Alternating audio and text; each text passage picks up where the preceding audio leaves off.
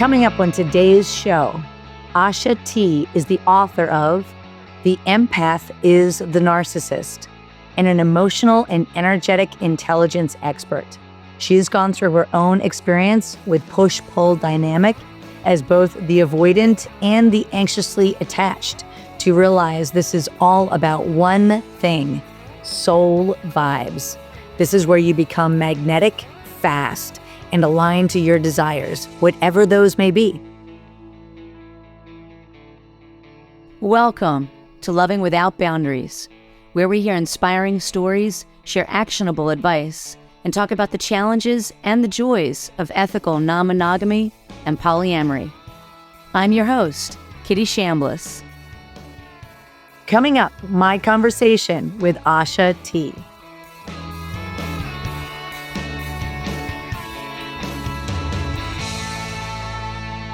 Welcome back to Loving Without Boundaries, where I am really thrilled to be here with Aasha T, the author of The Empath is the Narcissist, which I'm really excited to talk about. I've been diving into that book and find it really fascinating, but thrilled to have you here, Aasha. Thank you for joining us. Oh, it is my pleasure, Kitty. Thank you so much. And thank you to all the listeners who are tuning in. This is going to be a lot of fun. I'm excited. Thank you. You're welcome. Me too. And I'd love to just allow you to introduce yourself to our audience in your own words in whatever way feels good to you. Yeah, I'm so thrilled to be here. I have a really big mission in this lifetime of being love and also truth. And in order for me to really get to where I've gone, I had to go through hell. I've been really fortunate to play both the avoidant, sort of no empathy, narcissistic, biatch, CEO, tyrannical person in my first marriage. And then I was able to play the other side of the coin as a codependent woman on a man who I gave my power away to. So in that space, I've been able to embody this book fully and really become an energetic master in polarity, masculine and feminine inner dynamic, in what I would like to refer to as push-pull dynamic.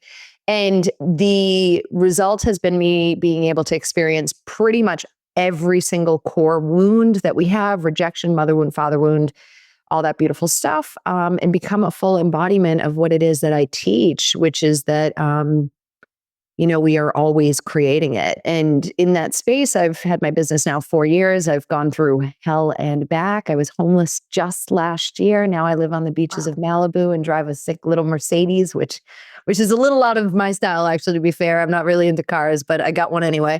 And just been really powerful to tell people that they don't have to be in pain for a long time. That is a program. You can go deep into your energy body, into your subconscious, even deeper than I think 90% of people are teaching, and create impact, love, and hotness and epic sex. And so while being rich, and it's great. So, and that's what I do. I just help people get hot, have epic sex, and get richer. That's incredible. Yeah, it's what awesome. What a great introduction. I love that. Thank you. So I'd love to ask a little bit about your background, kind of walk into how you came to be here. Is that okay with you? Yeah, for sure. For sure. Thank you so much. So I'd love to ask what I call the light bulb question, which is, when you were growing up, whether it was as a child or maybe in school, was there like either a moment or a series of moments where you realized that maybe you were like the other kids, whether that means, where you are now, but where maybe you weren't going to necessarily have like the picket fence, the 2.5 kids, and be in a compulsory monogamous, a heteronormative relationship? Is there a moment where you realized that you were just a little bit different? Anything that comes up for you? God, I love that question, man. Dig in the crates, as the DJs say. That's how they find dig in the crates. Yeah, dig in the crates. The crates of my Rolodex memory bank. You know what? In all honesty, I actually have always been eccentric, highly, highly intelligent, but a reckless. Like, I don't know if you're familiar with the show Better Call Saul. Better Call Saul. But everybody loved him. I was like, Jesus, friends with everybody. but I also like couldn't get my shit together in high school. I was always acting up and acting out because I didn't have a father that was present, even though he's very present in my life now. He's like my best friend, but he worked a lot. And so what happened for me, Kitty, was I kept starting things and getting amazing opportunities in theater and dance and performance. And then ultimately I kept sabotaging myself. I was like afraid to receive it, right? And what I've learned is that people are either afraid to be seen or afraid to not be seen. And I really have kind of teetered back and forth of both of those things. So I lost myself for like 20 years. And now I'm like, holy shit, like I have this spark, I have this soul. And then that's what's been able for me to really step into my work and help men and women find this and not judge themselves for whatever it is that they're in desire Mm, for, whether it's sex, love, money, whatever. mm, And yeah, I'd say that was probably it. Like a lot of this work has brought me back to those times where I'm like, oh my God, I can't believe how much I shut down, you know? And mm, yeah, mm, so I'd say that like when I got to college, it was like I really started to sabotage myself. Yeah. mm. Yeah. Okay. So there's this pattern of sabotaging yourself. Was there a moment where you realized that WTF, like what am I doing? Like I've got to do something else. Was there a moment for that? Yeah. So, well, what happened was and this is all in the book. I had a relationship in university where I was with a man, and when we broke up, oh my God, it was like such chaos. You know, I think everybody's kind of got that story Mm, potentially where it was just like this cocktail of hot sex and shitloads of trauma and drama. And so, mhm, what happened was when we broke up, he ended up holding on to me for about 18 years, Kitty. It was actually really crazy. I could feel him holding on to me. So meanwhile, I was living in Australia and everything was out of alignment. I started to mm. get cancer. I had overactive thyroid. I was Wow. about 45 pounds heavier, maybe even about 50 pounds heavier now. But I was living on the beaches. I was making a ton of money. I had a hot husband. I had a son. I was like, what is wrong with me? Like on paper, I should be living the dream. And I think a lot of people do this. They live this facade. You know, I've learned this is why emotional intelligence is so hard to identify because everybody's emotionally intelligent when you're just meeting somebody. How are you Mm. in private? How are you with the people that are closest to you? You know, the people you fart in front of. How are you with them? And so, you know, I realized I was living this double life. And when that man let go of my soul, it showed me two things. Number one, how long people hold on and they don't get the help that they need. I was like, holy shit, this man's been in suffering for like 18 years. That's crazy. And Wow. then Yeah. it showed me trauma bonding and how I chose my husband based off of my own wounding and how many people are doing that. And so in Mm. that space in the last 4 years I've been able to take a massive ride.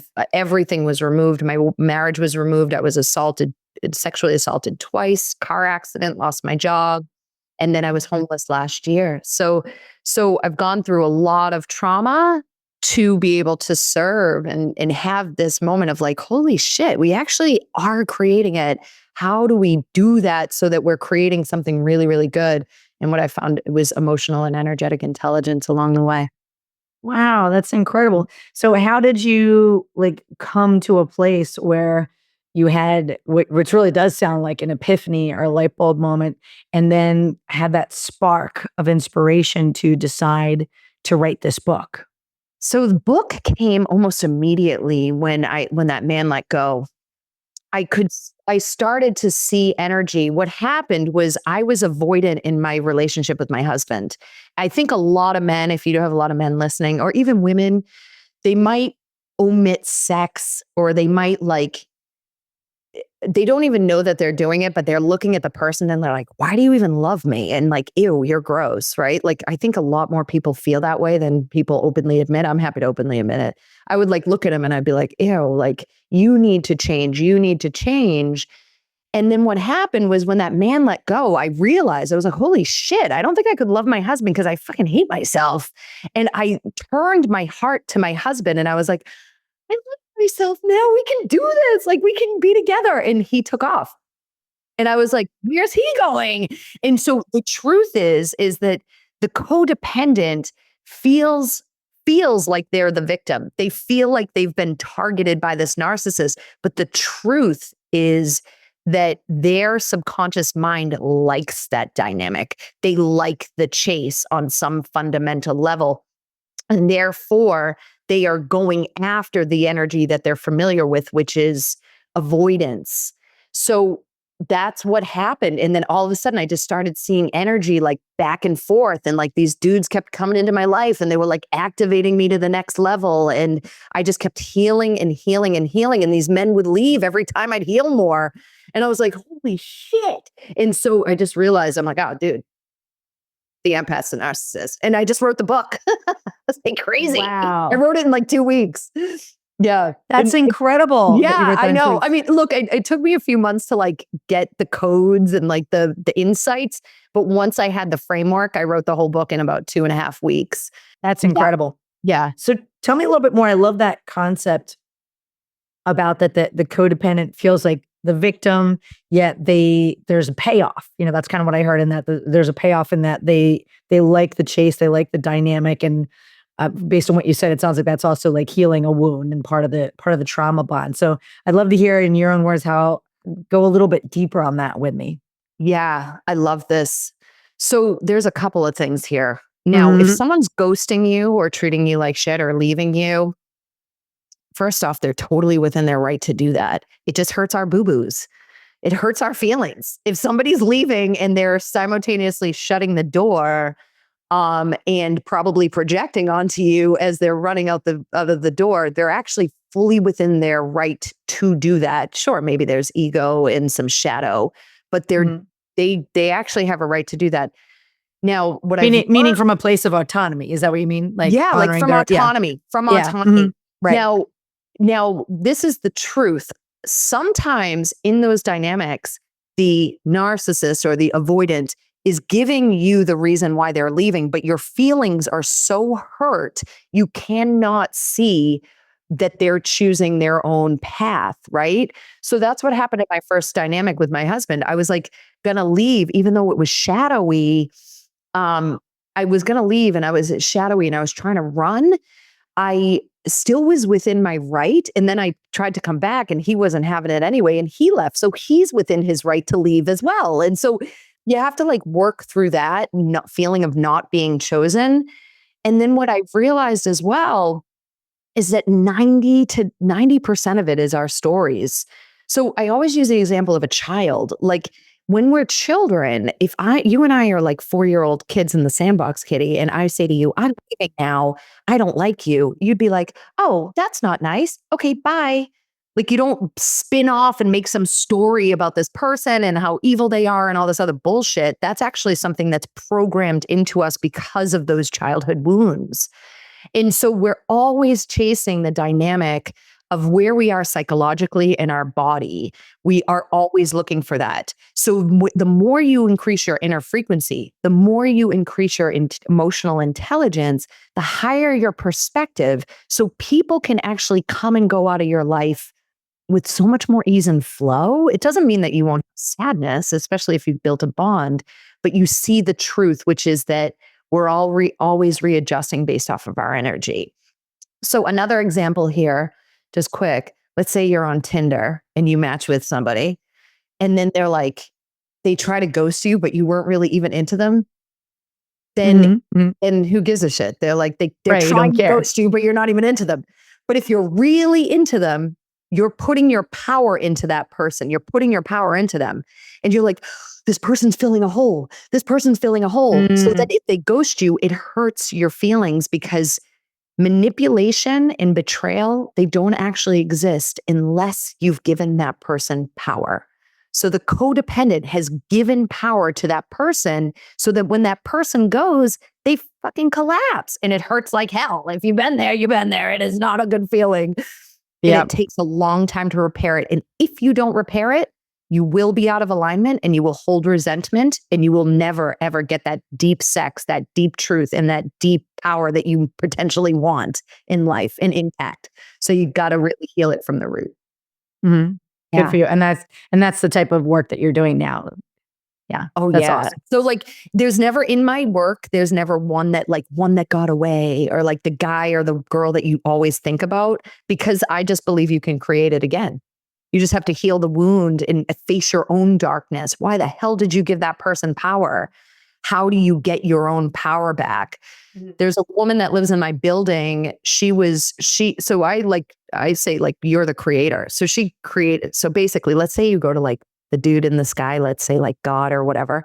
And you're like, Kitty, you're like, okay, yeah, cool. I want to heal my codependency in this lifetime. And God's like, okay, Kitty, would you like a CEO narcissistic prick for a boss? Would you like a guru or would you like a crazy ex-wife? And you're like, I'm going to go with crazy ex-wife and a narcissistic CEO boss. And he's like, a double whammy. And you're like, yeah, fuck it. And so then you come down to earth. Yeah, you come down to earth, you play it out, and then you choose whether you're gonna can keep going and eat the villain or you become the victim of the villain. So there's a woman that lives in my building and she moved to LA. I swear to God, dude, she was like literally like this was a potential timeline for me. She called in this guru. She moved to LA. She was writing a book. She was like about to go follow her dreams. And this guru, she meets this guru and she ends up like handing all her power over to him. And now she's living with like 3 cats in like this tiny little apartment, paycheck to paycheck. So she's like telling me all Wow. this shit. And it was 35 years ago. I was like, you never healed that?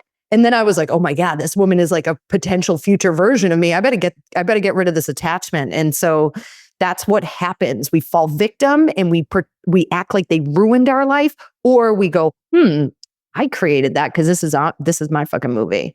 I'm the star of the show. And therefore I brought him in because I want more power.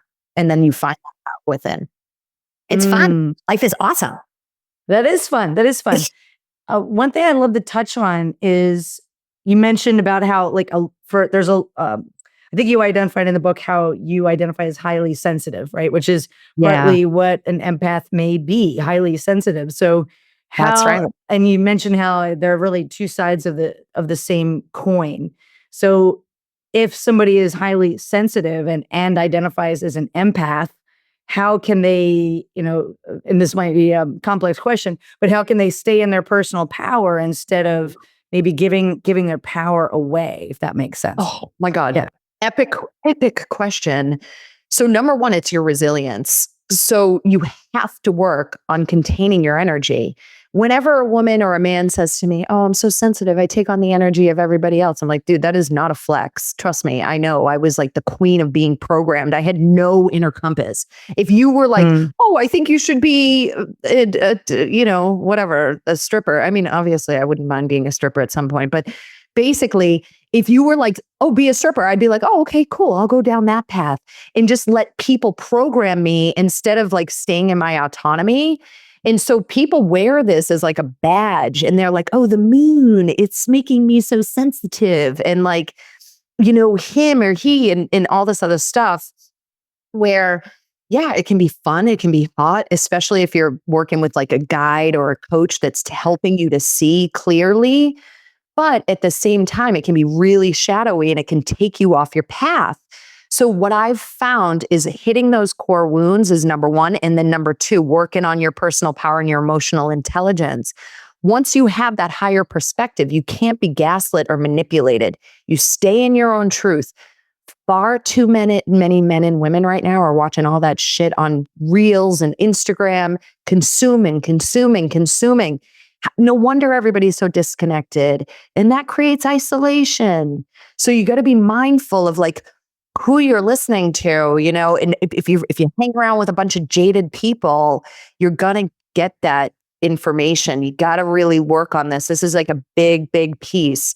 So what I recommend is, I got some freebies I'm happy to share with your audience. Oh, that would be amazing. Yeah. And like containing your energy and bringing your energy back in. And that includes the judgments that you shoot out of others for the path that they choose, even if it hurts your boo-boos. Yeah. So just that was some really great stuff there. So I'm hearing it's partly around like, it's okay to be somebody who has feelings and is sensitive, and to stay in like a healthy relationship with yourself and other people, working on your resilience so that, and staying in your personal power. I love that you said like not letting other people program you. So getting the clarity about who you are and what you want, and healing on top of that, healing your own core wounds, which we all have, you know? So getting clear on what your truth is, leaning into it, programming yourself while you're also healing your own wounds so that people kind of can't get their hooks in you. That's kind of how I read that, and building That's your own it. resilience. Yeah. Yeah, I love that. Yeah, because you can only get hooked. People can only get their hooks into if you have a wound that's hookable. So, like, you can't actually, if a man tried to control, well, let's be real, I'm into that shit in the bedroom. But if Right. a man That's tried different to, though, right? and also kind of in my real life, like I'm single. I told you I'm single in the moment and I'm abstinent. But like my work, my mission, I treat it like my daddy. You know, I've got like a really sexual relationship with my mission, where I'm like I submissively love working. that. Yeah, it's hot. Mhm. Yeah. Yeah, and then he penetrates me, which is money, and he like just fills me up with money, right? And so I feel really full from my mission because I like have this really highly sexual dynamic. But what you said about the hooks, it's so true. And so many people might be like listening to this and like, I don't even know who I am. I don't know what I want. Dude, first off, just know that you're human. Everybody goes through that. This is the human experience. You're not alone. It can be a really isolating place. That's why I just love my community and building communities, because so many people don't even know who they are. I use this really great example. Let's say you're a little kitty and you've got this great idea and you're like, I'm going to create a business called Bikini Cakes, where I wear my bikini and I make cupcakes. And your mother's like, your mother wanted to do that, but she like never did it. So she's like, stupid idea, kitty. And she like hits the Adderall or whatever in the wine. And or Xanax. And she's like, stupid, stupid. And then your father's like, no, I think you should do it. But your father's under the thumb of your mother. So now he's like, oh no, never mind. Your mom said it's a bad idea. And now you're like, oh, why? And then like some random person, like your aunt's like, no, you can't wear a bikini and make cupcakes. You're going to get tanning oil in the batter and you're a slut and all this stuff. And now you're like, oh my God. But then let's say you get a little bit older, you get 18 or 19 and you're like, I'm definitely doing Bikini Cakes. I'm doing it. And now you start it and you stop because you don't know, you've got an undercurrent of a fear. And then on the other side of the world, there is like a man who loves Bikini Cakes. And is like, I wish there was a woman that did Bikini Cakes, but he can't find you because you're programmed. And then the man's like, marries a brownie lady who like makes brownies in like her G-string. But so she's kind of like Bikini Cakes, but she's not really Bikini Cakes. And now he's over here in this misaligned relationship and you're over here in this misaligned relationship and you can't seem to get back to it because you're so programmed to believe that Bikini Cakes was a bad idea, even though the divine told you create Bikini Cakes. So the journey is to come back to Bikini Cakes, and then it sparks your divine beloved or beloveds who resonate on that same plane as you, and they want the same things. And the judgment and the fear and the overwhelm and the again, it takes a lot of work to follow your soul. But like you do it for like 3 to 5 years and you journey through, you're going to exponentially grow because you're always building momentum. You want to build momentum toward your soul purpose, not toward some shit. So, and your soul purpose could be anything. Could be being a mom. Could be being a tech guy. It doesn't have to be like saving the planet. But maybe you have a book you want to write. So I get to see this unlock in my clients every single day. Like they're constantly lighting up. They're constantly creating. It's awesome. And I support all of it. It's like, get in there, do your thing, have fun. You don't need to worry about me, and show up however you feel authentic that you should show up.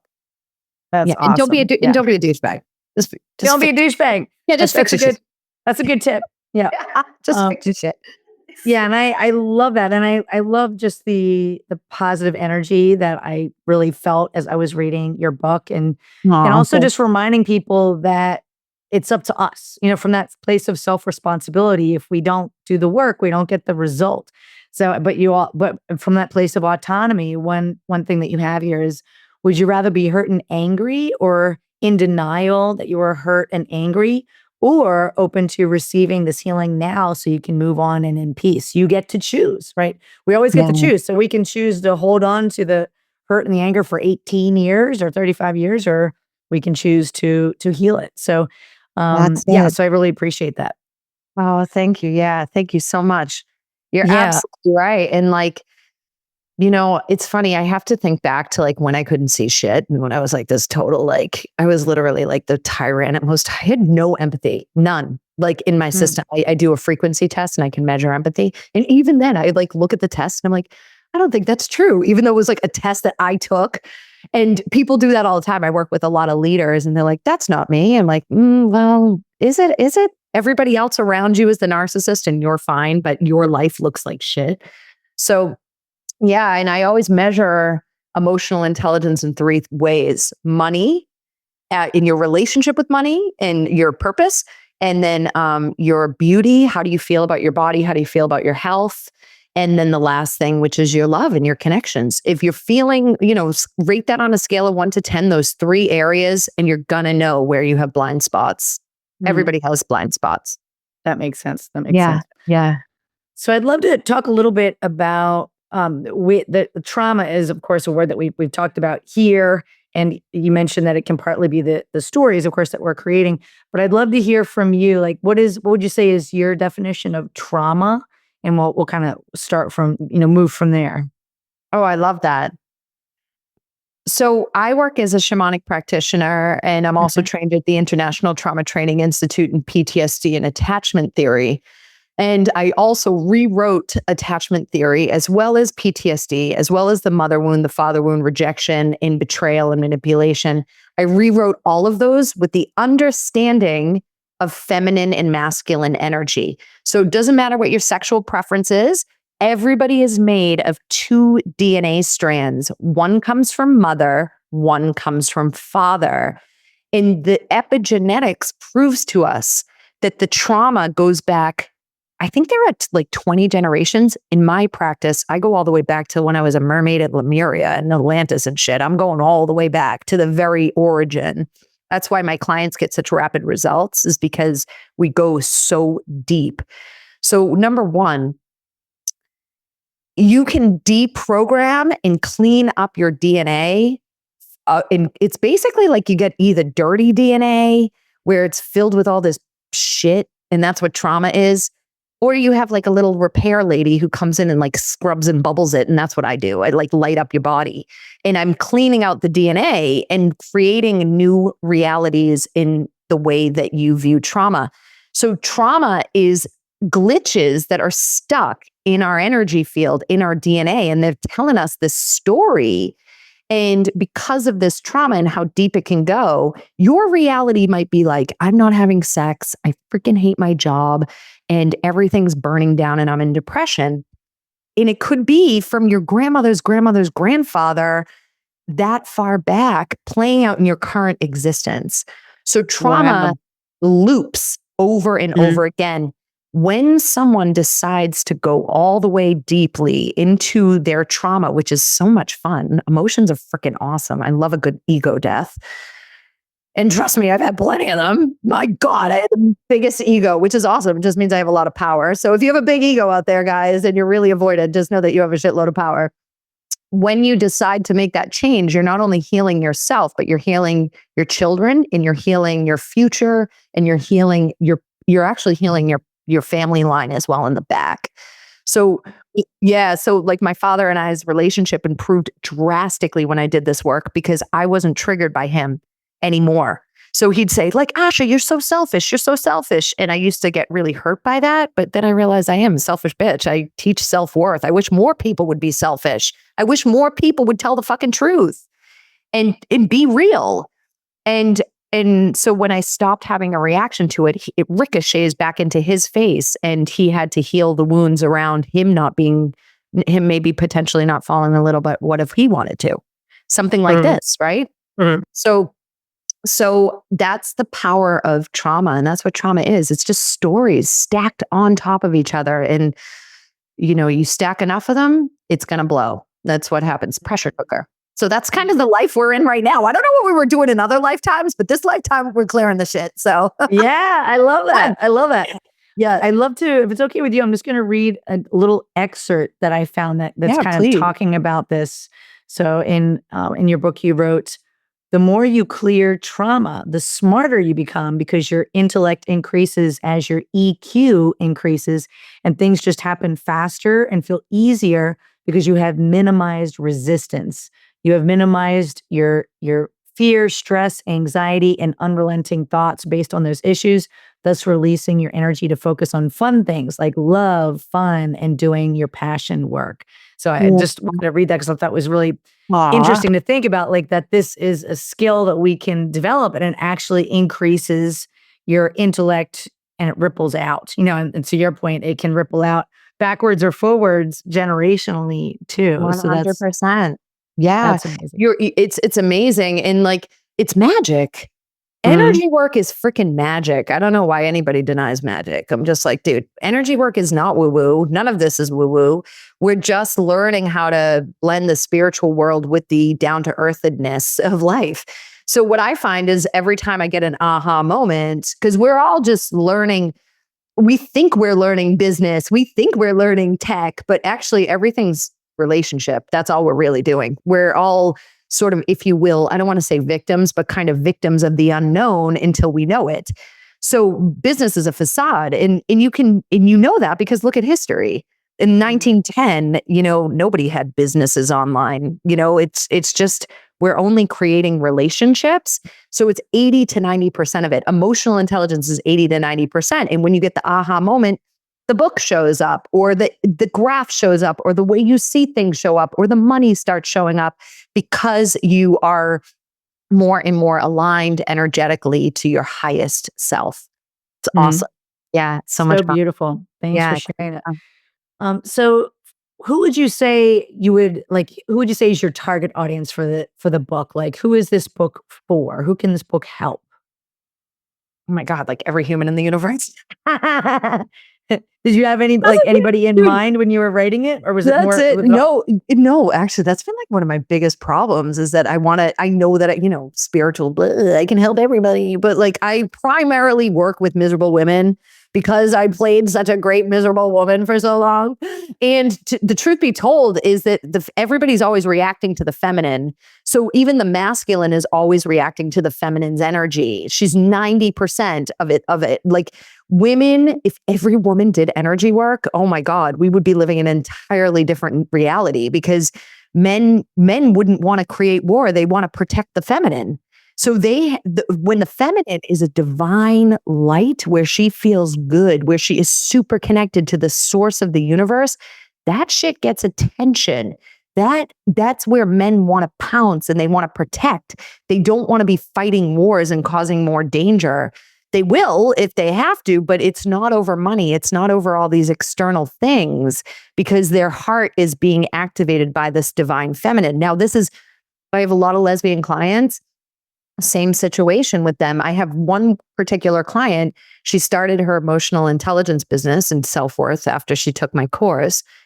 And she's got like 3 men working for her because they can see her higher self and her queen energy and what she's creating. So the masculine's still serving her. And she's been able to drop into more of a calmer feminine. She's still lesbian. It's still very much a part of her life. It has nothing to do with sexuality. It's an energy. She's following her vision. When the feminine holds a vision of a new world, this sounds cheesy, but it's freaking true. If she can hold that vision and not be like, choose the bear, men are evil. She's going to keep seeing that shit over and over again. She's got to look at it from a different perspective. So I do mostly work with women, but I have about 8 men in my community right now. There's about 31 people and 8 of them are men because men need this work just as much. The suicide rate in men is up 4 times as high, 4 times since COVID. That is a major problem. I believe a lot of it has to do with the fact that women are kind of shutting their hearts down and they don't know how to open them back up. So I'm just going to stay on my path and pray to God that I reach millions and millions and hopefully billions of people with this work. That's my goal. Wow, that's incredible. Yeah, That's incredible. I stand so firm for love and truth. Like, Mm. again, once you heal from narcissistic wounding, you will see very clearly that that person is dealing with shit, but you don't want to react to it or try to change them. You can definitely slay a truth and let them know that that's not on, but you need to be looking at, if you're judging them, it's a different vibration. So I share lots of truths, and I don't let everybody in my energy field. And also, if I see something that's off, I'm going to be telling you about it. I'm a good coach like that. But I'm not affected if you don't make the change. And that's where the true power comes in with this work. And that's where you Mm. want more. Yeah. Mm. That's Yeah. beautiful. That's Awesome. beautiful. Yeah. So And then I was sex amplifies in this place because everybody's able to talk about what they actually want. And that's so fun. that is fun. That is fun. Yeah. It's beautiful and sexy and exciting. And Fun. yeah, and that kind of builds on itself. And I feel that energetically as well.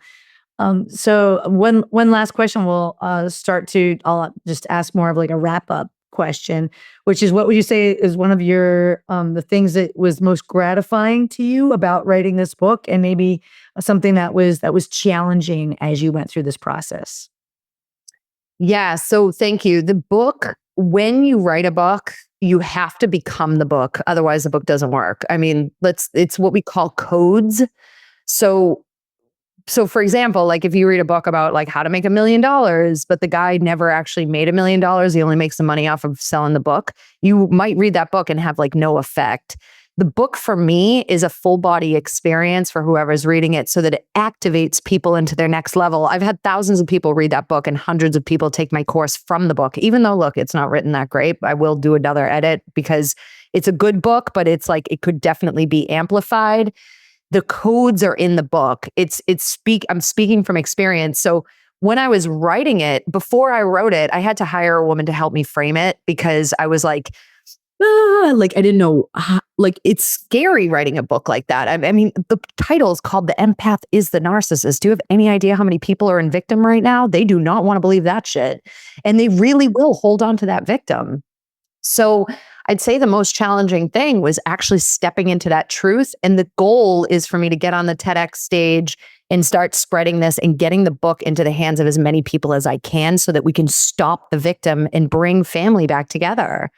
Because we want to do family right. We've really never gotten love right as a whole collective, but we're all here together. We need to help each other. It's not about sexual preference, but we have to have families. We have to have solid families, because it's affecting the children. There's children out there that are confused about their genders. And I've worked with 3 transgender children. One of them is still transgender, and she is so much more confident than she was when she started with me. She was locked up in her room. She couldn't figure out who she was. Now she's like out there talking to other children that are going through this. And then 2 of the children have gone back to their birth sex since working with me. So either of those circumstances is totally cool. All you want is a child that feels like they know who they are. Because if they don't, they're just something bad can really happen to those kids. So I think that we really need to get serious about that, about how we connect. War starts in the bedroom. So I'd say that all that stuff came up for me. And yeah, I almost, honestly, Kitty, like I almost threw it away and just wrote this awesome mermaid musical. But there's something. You can still do that. Yeah, I'm still doing it. Oh, I'm doing it. I moved to LA for that reason. I'm Oh my gosh, that's amazing. Yeah, and it's going to be awesome. It's going to be a healing like musical. Whoever's watching and listening and has a couple extra 5 million to fund me, let's go. But like, it's going to be a healing musical that tours with light work and in sound bowls and different frequency stuff. A really cool experience. But I also feel that book has to be out in the world even more, so that you got to rupture to get into alignment. And the goal is to rupture the whole place. It's funny. I love that. I love it. Yeah. And so I guess it sounds like you kind of covered like what's the most rewarding part, and the most challenging part was maybe giving yourself permission to step into that space. Or did anything else come up that was a really challenging part of this? I mean, well, look, I went homeless. I went homeless because I was attached to a dude. I was giving him like all my power. I like got psoriasis all over my leg, and then I went homeless. So like I literally lost everything clearing these wounds so that I could embody these wounds, because I'm also rewriting all of the core wounds with masculine and feminine energetics. My next book is called Core Woundology and the Understanding of Energy with Our Wounding. So it's like I'm saying that everything that was ever taught in the past about core wounds is good, but it can be deeper. And so embodying that means that I had to go to that place over and over again. I can't even tell you how many sister wounds I had to clear. Fuck, every other woman was like making me jealous or ghosting me. I think I've had about 13 people rip away and ghost me in the last 3.5 years, men and women, and 2 of them died. Oh, it's been a nightmare. It's like, holy shit. So yeah, so I'm really my best I can to embody it. And I'm also done with all those stories. Hopefully, praise Jesus. Let's go. Yeah. Yeah, that's amazing. I love that. Yeah. I love that. Yeah, So yeah. is there any message you would like to give to our listeners, or any question that I did not ask that you would like to touch on as like a parting message? Oh, thank you so much. You know, I Yeah. think the one thing that's really kind of coming up for me recently is really the isolation thing.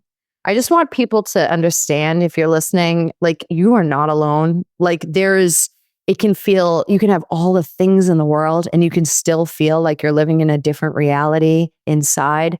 And that's a really deep thing. And I just want to let you know that there's communities out there. You can always come and connect with me. I'll give you some freebies, or you can join my community.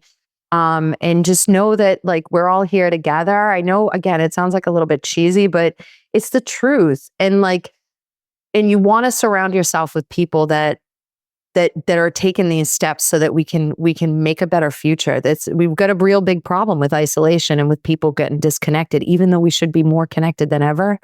And I think that we have a lot of power, but we have to start with ourselves. This is my message. Mm. Yeah. Yeah. With that, I'm glad you brought that up. I'm going to read one more sentence from your book, if that's okay, that touches on For that. Yeah. sure. Which I really loved. You wrote that my overall mission in life is to bring forward unity, consciousness, and togetherness by opening up trauma schools and getting energy work into mainstream healthcare. And I desire to continue to raise the vibes with fun and love. Oh, that's so awesome. Yeah. I wrote that. Yeah, you wrote that. Isn't that cool? Holy shit. That's so great. Yeah. Don't you know that nothing's changed over here? Because I'm still doing the same thing. Right, Yeah. right. But I love that Yeah. unity consciousness instead of like Yeah. separation and isolation. Yeah, really awesome. Yeah. And, you know, I healed my cancer, overactive thyroid. I've helped about 5 clients get pregnant that have been on IVF for years because they're holding on to emotional pain.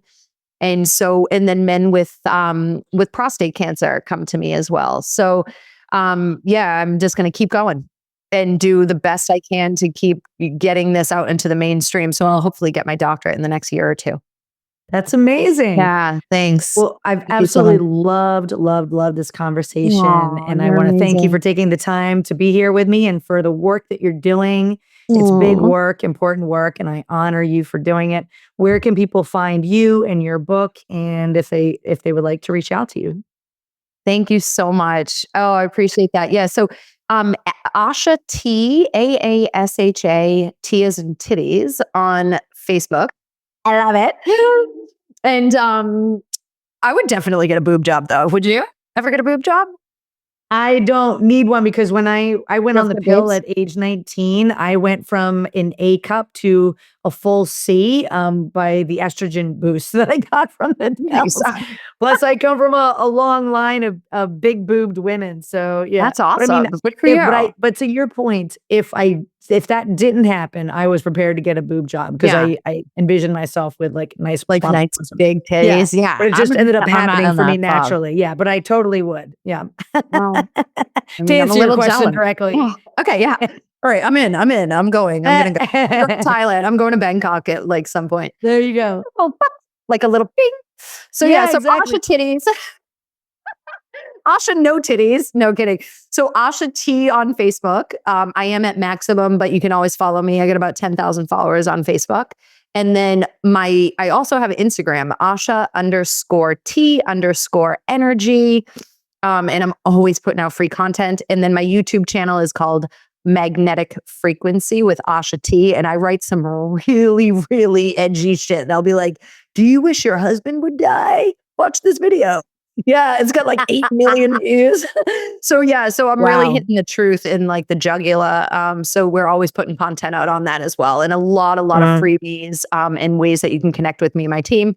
And then my signature course, it's 10 weeks. It's called Self-Worth Warriors. It is awesome. I've served over 300 people in that program, and it will just light you up. We have a blast. And I take you really deep into energetics and the understanding of emotional intelligence, as well as the wounds that you might be holding. awesome. Yeah, cool. Awesome, Asha. Well, thank you Thank so you. much for sharing your gifts Aw, here thank you with so much us for and our having me. community. Yeah, really Yeah, love and you. I'll get you a it's called dart removal. It's an awesome thing for empaths and people that may want to contain their energy. And it's removing darts that have been put in your system, and then also taking back darts that you may have thrown out to others, which is really important. You got to do both. Oh, Yeah, cool. and That's that too. That's a amazing. little freebie. Yeah. Okay, thanks. Yeah, I would Yeah, definitely no worries. appreciate sharing that with our community. That's awesome. Okay, awesome. Okay. Well, thank you Yay! so much. Thank you so much, Kitty. Bye. Thanks for tuning in to today's show. If you like what you heard, are struggling with some aspect of your relationships, and you're interested in seeing if you're a fit to work with me as your relationship coach, here's what I invite you to do next. Head over to lovingwithoutboundaries.com/apply. That's lovingwithoutboundaries.com/apply, and book a call to speak with me. I'll get on the phone with you for about 45 minutes, and we'll get you crystal clear on 3 things. Number 1, exactly what's not working well in your relationships right now. Number 2, ideally where you'd like to be and what might be getting in the way. And number 3, the exact strategy to get you there, helping to close that gap.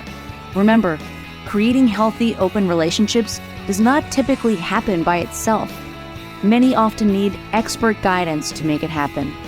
We've helped clients all over the world to feel safe, happy, and secure in open relationships, while not losing their mind or their cherished partners. To see if we can help you do the same, head over to lovingwithoutboundaries.com/apply. I'm Kitty Chambliss, and let's talk soon.